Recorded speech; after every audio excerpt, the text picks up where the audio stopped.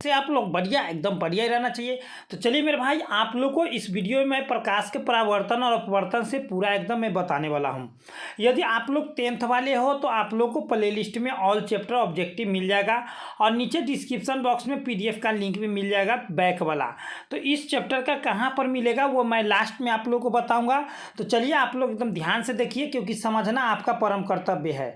तो पहला चैप्टर का नाम क्या है? प्रकाश का परावर्तन तथा अपवर्तन। तो चलिए मेरे भाई, इसमें ऑप्शन आप लोग को चुनना है। तो किसी पदार्थ के माध्यम में प्रकाश किरणें गमन करती है तो सीधी रेखा में, याद रखना है, सीधी रेखा में प्रकाश की किरणें जो है गमन करती है। निर्वात में प्रकाश की चाल कितनी होती है? तो 3 × 10⁸ मीटर प्रति सेकेंड। ऑप्शन नंबर बी हो जाएगा। आगे की ओर क्या कह रहा है, ध्यान से देखिएगा। किसी अवतल दर्पण की फोकस दूरी होती है तो अवतल ऋणात्मक होता है और उत्तल धनात्मक होता है, याद रखिएगा।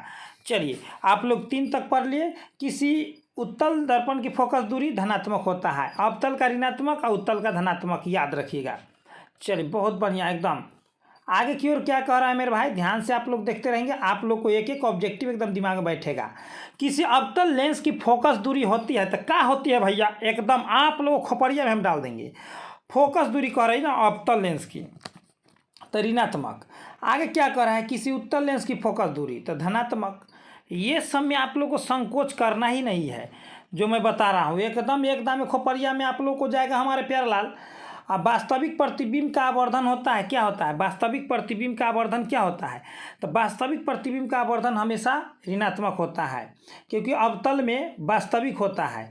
आभासी एवं सीधा प्रतिबिंब का आवर्धन होता है, आभासी एवं सीधा प्रतिबिंब का आवर्धन धनात्मक होता है, क्योंकि ये उत्तल होता है। ठीक है, उत्तल में आभासी और सीधा प्रतिबिंब बनता है तो धनात्मक हो गया। आगे क्या कह रहा है कि गोलीय दर्पण द्वारा उत्पन्न आवर्धन निम्न में से कौन है? मतलब कि ये गोलीय दर्पण के लिए उत्पन्न आवर्धन, यानी कि आवर्धन का जो है परिभाषा क्या है?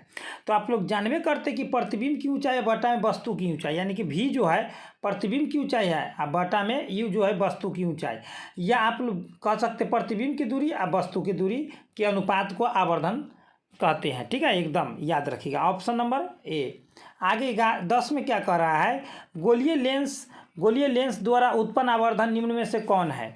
तो देखिए गोलीय कह रहा है, गोलीय कह दिया है, तो ये क्या हो जाएगा? ऑप्शन नंबर ए ही होगा, V/U। V क्या है? तब प्रतिबिंब कहेंगे, U को हम लोग वस्तु कहते हैं। नेक्स्ट आप लोग देखेंगे तो बहुत ही शानदार ऑब्जेक्टिव है मेरे भाई। क्या कह रहा है, ध्यान से देखिए।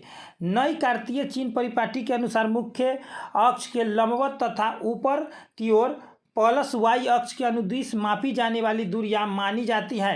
तो क्या मानी जाती है? ऊपर की ओर अगर दूरी मापेंगे तो धनात्मक, ऊपर की ओर धनात्मक और नीचे की ओर ऋणात्मक, याद रखना है। आगे क्या कह रहा है, यहाँ पर 10 हो गया, 1 मिनट 11 छूट गया कहाँ? हाँ चलिए, अनुदिश इसमें 10 11, चलिए हो गया 11। अब हम लोग बढ़ेंगे अब 11 के बाद 12 नंबर में। 12 में क्या कर रहे हैं हमारे प्यारे भाई, नई कार्तीय चिन्ह परिपाटी के अनुसार मुख्य अक्ष के लंबवत तथा नीचे की ओर, तो नीचे की ओर ऋणात्मक। ये बात आप लोगों को दिमाग में बैठ गया होगा। अब क्या कह रहा है, अब देखिए उसी क्वेश्चन को घुमा दिया, प्लस X अक्ष के अनुदिश मापी गई दूरियां मूल बिंदु से। तो प्लस कह रहा है ना, तो प्लस कह रहा है तो सीधे बात है मेरे भाई, क्या हो जाएगा? तो प्लस कह रहा है धनात्मक हो जाएगा, सीधे बात है, प्लस अक्ष की ओर धनात्मक। नई कार्तीय में माइनस अक्ष कह रहा है तो ऋणात्मक। आप लोगों को मैं सीधे डायरेक्ट एकदम पकड़ना मैं सिखा रहा हूँ मेरे भाई। आप लोग को ऑब्जेक्टिव देखना है और दाग देना है। दंत विशेषज्ञ मरीजों के दांतों के बड़ा प्रतिबिंब देखने के लिए कौन सा दर्पण था? अवतल दर्पण। कौन सा दर्पण? तो अवतल दर्पण। सीधा तो भैया अवतल में बड़ा दिखाई देता है, उत्तल में छोटा दिखाई देता है। ये तो कोई भी कह सकता है ना, एकदम आप लोग भी। सौर भट्टियों में सौर प्रकाश को केंद्रित करने के लिए किस बड़े दर्पणों का उपयोग होता है? मतलब सौर प्रकाश के केंद्रित करने के लिए, ठीक है मेरे भाई, भट्टियों में, सौर भट्टियों में सूर्य प्रकाश को हम लोग केंद्रित करेंगे तो कौन सा दर्पण का हम लोग उपयोग करेंगे? तो वो हम लोग जानबे करते कि बड़ा देखने के लिए हम लोग अवतल हमेशा बड़ा के लिए अवतल, याद रहे। आप कह रहा है कि टॉर्च, सर्च लाइट, वाहन, अग्रदीप।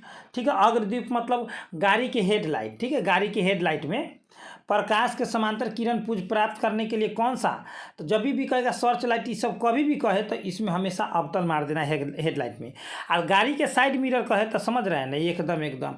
आप कह रहा है क्या कि सेविंग दर्पण कि किस दर्पण का उपयोग था। शेविंग, दाढ़ी बनाने वाला क्या होता है, दाढ़ी बनाने वाला। तो दाढ़ी बनाने वाला भी दर्पण जो होता है मेरे भाई अवतले होता है। क्या होता है, अवतल होता है, जिससे हमको बड़ा बड़ा दिखाई देगा। 19 नंबर में क्या करें, वाहनों के पश्च, पश्च मतलब क्या होता है, साइड, यानी कि रियर व्यू मिरर के रूप में किस दर्पण का उपयोग होता है। तो उत्तल कह दीजिए, उत्तल दर्पण, सीधे बात है मेरे भाई।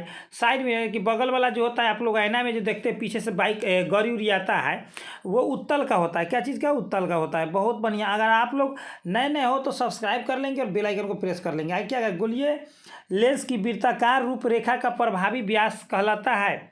तो गोलीय लेंस की वृत्ताकार रूपरेखा का प्रभावी व्यास क्या कहलाता है, सो पूछ दिया है। तो वो द्वारक कहलाता है। क्या कहलाता है मेरे भाई, द्वारक। आए क्या करें, किस लेंस की सहायता से किसी एक बिंदु पर सूर्य के प्रकाश का सकेंद्रण ऊष्मा उत्पन्न कर सकता है। तो ऊष्मा उत्पन्न करने के लिए कहेगा तो उत्तल। सकेंद्रण कहेगा, याद रखिए, कोई भी कभी भी सकेंद्रण कहेगा प्रकाश को, अगर सूर्य के प्रकाश को सकेंद्रण, तो उत्तल लेंस मार देना है, याद रखना है ऊष्मा को। ठीक है, ये एकदम एकदम। अब हम लोग चलते 22 नंबर में, अवतल लेंस की क्षमता होती है। तो सीधे बात है मेरे भाई, मैं पहले ही बता दिया, अवतल जब भी दिखाई देगा ऋणात्मक मार देना है। आगे की ओर क्या करें, उत्तल, उत्तल दिखाई दिया धनात्मक मार दीजिए, बिना देखे सुने समझे एकदम। लेंस की क्षमता का ये सही मात्रा क्या होता है, डायोप्टर होता है। ठीक है, डायोप्टर होता है। ये सभी आप लोगों को याद रखना है मेरे भाई, बहुत ही आसान क्वेश्चन, शानदार, जानदार एवं मानदार। हाँ मेरे प्यारलाल, किसी बीम का अवतल दर्पण द्वारा बना प्रतिबिंब आभासी, सीधा तथा बीम से बड़ा पाया गया वस्तु की स्थिति कहाँ होना चाहिए। तो वस्तु की स्थिति जो है कहाँ पर होना चाहिए, सो पूछ दिया है। तो सो पूछ दिया है। तो चलिए हम लोग 25 नंबर में हम लोग बताते हैं आप लोगों को कि ये हो जाएगा ध्रुव और मुख्य फोकस के बीच, ध्रुव और मुख्य फोकस के बीच हो जाएगा।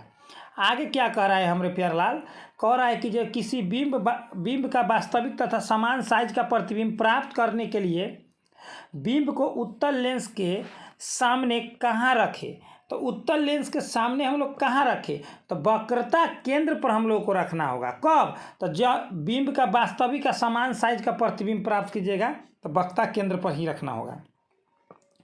आगे क्या करें, किसी दर्पण से आप चाहे कितनी ही दूरी पर खड़े हो, आपका प्रतिबिंब हमेशा यानी कि सदैव सीधा प्रतीत होगा। तो कौन सा दर्पण, तो ये सीधी सी बात है मेरे भाई, या तो उत्तल या समतल, समतल या उत्तल दोनों में से कोई हो सकता है। आगे क्या कह रहा है, किसी शब्दकोश यानी कि डिक्शनरी में पाए गए छोटे अक्षरों को पढ़ते समय आप किस दर्पण का उपयोग करेंगे, आप किस दर्पण का उपयोग करेंगे। तो 5 सेंटीमीटर फोकस दूरी का एक अवतल दर्पण का, ठीक है, अवतल दर्पण का 5 सेंटीमीटर का हम लोग उपयोग करेंगे। नेक्स्ट क्या कह रहा है मेरे भाई, निम्न में से किस दर्पण की दृष्टि क्षेत्र बड़ा होता है। तो सीधे बात है मेरे भाई, बड़ा होता है तो उत्तल का दृष्टि क्षेत्र बड़ा होता है तो उत्तल का। आगे की ओर, प्रकाश के परावर्तन का नियम कौन है, तो साइन आई बराबर साइन आर, साइन आई बराबर साइन आर, यानी कि ऑप्शन नंबर सी। ठीक है, साइन आई बराबर साइन आर, यानी कि आई बराबर आर, कोण आई बराबर कोण आर। अब क्या करें कि पारदर्शी माध्यम में अपवर्तनांक का सूत्र कौन है। तो मेरा बहुत ही शानदार क्वेश्चन है मेरा, साइन आई बटे साइन आर। क्या बात है, क्या बात है यार, आप लोग तो धुएं छोड़ा दिए हैं। प्रकाश का अपवर्तन नियम यानी कि स्नेल का नियम क्या है, तो जानबे करते हैं आप लोग कि साइन आई बटे साइन आर बराबर स्थिरांक, जिसको हम लोग म्यू भी कहते हैं, स्थिरांक को हम लोग म्यू भी कहते हैं, समझ रहे हैं ना।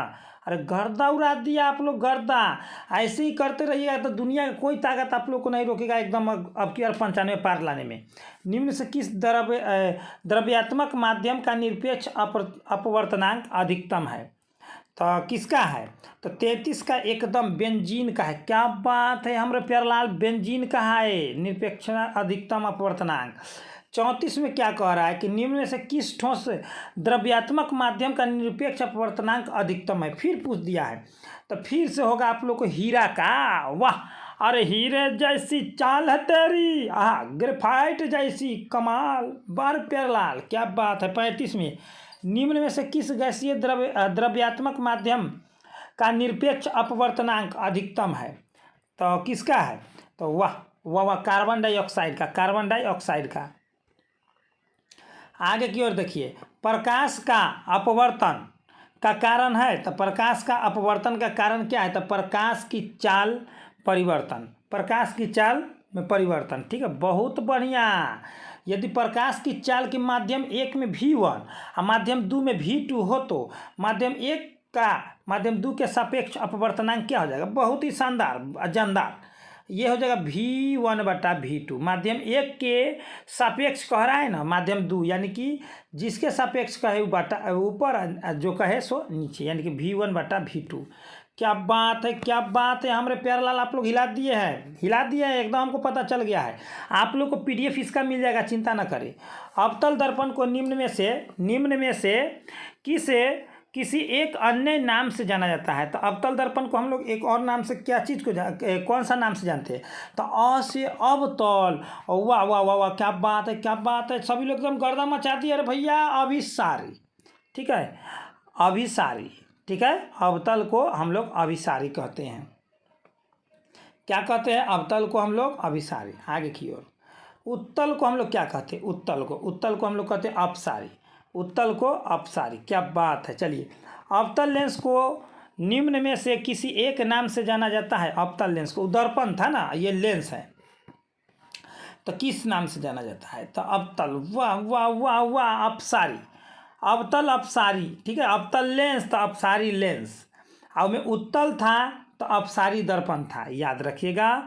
नो कन्फ्यूजन, नो टेंशन, आप लोग दीजिए पेंशन, एकदम मिलेगा एकदम। उत्तल लेंस को निम्न से किस अन्य नाम से? तो लेंस कह रहा है ना, तो उत्तल कह दिया है तो अभिसारी, लेंस में अभिसारी, उल्टा। वाह रे हमरे प्यारा, उल्टा। आगे की ओर क्या कहते? दर्पण।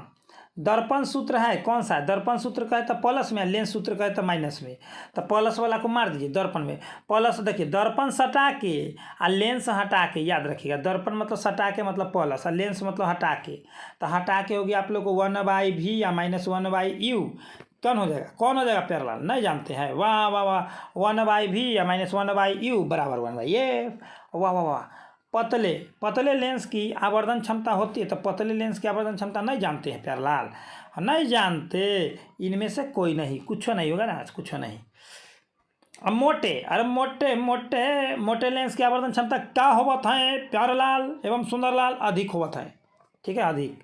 क्या कर रहा है? उनमें कम होता, में अधिक है। अवतल दर्पण के ध्रुव और मुख्य फोकस के बीच बीम का प्रतिबिंब क्या हो जाएगा? बीम यानी कि बीम मतलब वस्तु का प्रतिबिंब क्या हो जाएगा? अवतल दर्पण के ध्रुव और मुख्य फोकस के बीच के बीम के प्रतिबिंब क्या हो जाएगा? तो वो हो जाएगा आभासी एवं सीधा। आभासी एवं सीधा। तो चलिए मैं आप लोग को डायरेक्ट ले चलता हूँ PDF कहाँ से आप लोग कैसे कैसे डाउनलोड करेंगे सो, और बहुत ही शानदार तरीक़ा से आप लोगों को तैयारी करना है। तो हम जो बताने जा रहे हैं उसको आप लोगों को देखना तो बहुत ही इम्पोर्टेंट बात है मेरे भाई। और आप लोग नए हो तो आप लोगों को प्ले लिस्ट में बना दूंगा इस पूरा चैप्टर वाइज का। तो चलिए चलते हैं हम लोग PDF की ओर। तो आना है गूगल पर आने के बाद सर्च करना है स्टडी सिलेबस प्रवीण कुमार। क्या करना है? स्टडी सिलेबस प्रवीण कुमार आप लोग गूगल पर सर्च कर देना है। जैसे ही आप लोग गूगल पर सर्च करेंगे स्टडी सिलेबस प्रवीण कुमार, ठीक है, ये स्टडी सिलेबस प्रवीण कुमार याद रहेगा, तो इस तरह का इंटरफेस आएगा, इसी पर क्लिक कर देना है। जैसे ही आप लोग इस पर क्लिक करेंगे तो आप लोग को इस तरह का इंटरफेस आएगा। तो क्लास 10th लिखा हुआ है ऑल सब्जेक्ट, इसी में आप लोग को एंट्री मार देना है। इसमें इसको बंद कर देते हैं हम लोग। बहुत ही शानदार तरीक़ा से आप लोग को इसमें दे दिया गया है। तो आप लोग साइंस पढ़ रहे हैं तो साइंस वाला में हम लोग चलते, ऊपर में विज्ञान दे दिया गया है। और विज्ञान में आप लोग को देखिए, आप लोगों को PDF अगर डाउनलोड करना है तो सबसे पहले यहाँ पर मारना है, ठीक है, ओपन करना है। ओपन करके डायरेक्ट आप लोगों को एकदम PDF डाउनलोड होगा। तो आप लोग को अगर रासायनिक समीकरण ये सब जो भी है आप लोगों को डाउनलोड करना है। देखिए आप लोगों को, चलिए केमिस्ट्री के जो है पहला चैप्टर आप लोग को यहाँ पर PDF सभी चीज़ कब से कब तक पूछा गया, बहुत ही शानदार तरीक़ा से आप लोग को यहाँ पर दे दिया गया है। आप लोग यहाँ करके तैयारी कर सकते हैं। फिजिक्स में आना है तो फिजिक्स में देखिए क्या कह रहा है इससे। फिजिक्स में देखिए प्रकाश के परावर्तन अपवर्तन, तो चलिए इसी पर हम लोग क्लिक कर दिए, ठीक है। तो चलिए देखिए यहाँ पर बहुत ही शानदार जानदार एकदम मेरे भाई, गजब। आप लोग आइए यहाँ पर, फ़ायदा उठाइए, PDF डाउनलोड कीजिए। और यहाँ भी लोगों के लिए PDF बनाया गया है, दूसरे के लिए नहीं, ठीक है। तो बहुत ही मस्त तरीक़ा से आप लोग को प्रोवाइड कराया गया है, ठीक है, एकदम प्रकाश के परावर्तन एवं अपवर्तन से मोस्ट इंपॉर्टेंट ऑब्जेक्टिव। तो चलिए आप लोग आइए यहाँ पर फटाफट तैयारी कीजिए और आगे की ओर यहाँ पर डला रहा है, सभी विषयों का यहाँ पर डला रहा है। आप लोगों को क्वेश्चन बैंक भी बहुत जल्दी आप लोगों को प्रोवाइड कराया जाएगा। जल्दी जल्दी फटाफट आप लोग आइए गूगल पर study syllabus Praveen Kumar search कीजिए, डिस्क्रिप्शन बॉक्स में भी आप लोग कुछ दे दिया गया है, उसे आप लोग देख लेंगे। चलिए इतना पर best of luck my dear friend, फिर मिलते हैं अगले वीडियो के साथ। इतना पर जय हिंद जय भारत।